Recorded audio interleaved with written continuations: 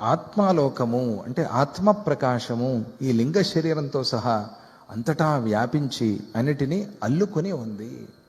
మొత్తం అంతటా ఎక్కడున్నావు నువ్వు? శరీరంలో అంతటా ఉన్నావు. ఆత్మ ప్రకాశం ఎక్కడ ఉంది? మొత్తం అంతటా వ్యాపించి ఉంది. అంతటా తెలుస్తోంది నీకు, శరీరం అంతా తెలుస్తోంది.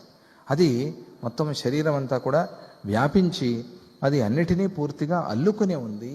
అది కనిపించేది కాదు. అది ఆత్మాలోకం, ఆత్మ ప్రకాశం కనిపించేది కాదు. మొత్తం అంతటా వ్యాపించి అల్లుకునే ఉంది.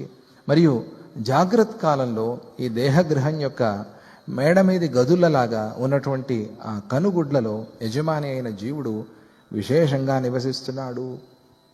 ఎక్కడ ఉంటాడు ఎక్కువగా అంటే మనం చూసేది కళ్ళతోనే కాబట్టి ఆ ఆత్మ ప్రకాశం అనేది ఎక్కువగా కళ్ళల్లో వస్తుంది.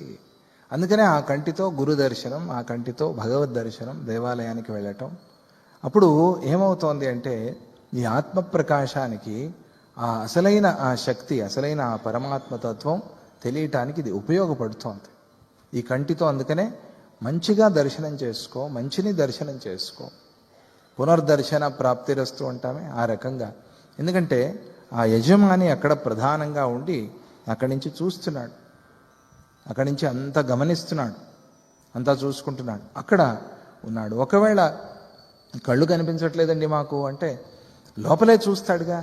ఆ చూడటం అనేది ప్రధానం కదా. విన్నా చూడటమే, మాట్లాడినా చూడటమే, అంతా చూసేదే.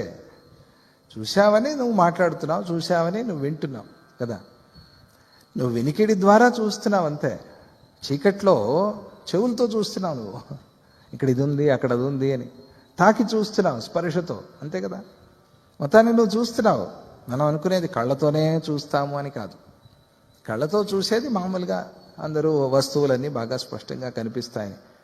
చీకట్లో చెవులతో చూస్తా. ఆ చూసే శక్తి అంటే తెలుసుకునే శక్తి. అందుకనే దర్శనము, ఈక్షణం అంటే దర్శనం అని. అట్లా ఈ కంటి తత్వాన్ని మనం అర్థం చేసుకోవాలి. అక్కడ ఆ జీవుడు అక్కడ ఉంటాడు. ఆయనకి ఇంధహ అని పేరు. దాన్నే ఉపనిషత్తులు చెప్తూ ఉన్నాయి. ఈ విషయాన్ని శృతి మనకి ఇంధో హవైనామైష యోయం దక్షిణేక్షన్ పురుష. ఈయనకి ఈ దక్షిణాక్షిలో ఉండేటువంటి ఈ యజమాని ఉన్నాడే, ఈయనకి ఇంధహ, ఈ జీవుడికి ఇంధహ అని పేరు. ఆయన ఎక్కువగా ఈ కుడి కంటిలో ఉంటాడు, దక్షిణాక్షి అక్కడ ఉంటాడు ఆ జీవుడు అని ఆయనకి ఆ జీవుడికి ఇంధహ అని పేరు. నేత్రస్థం జాగ్రత్తం విద్యాత్. ఇక మేలుకుని ఉన్నప్పుడు ఈయనకి జాగ్రత్త పురుషుడు అని పేరు. మేల్కొని ఉన్నాడు, అంతా చూస్తున్నాడు.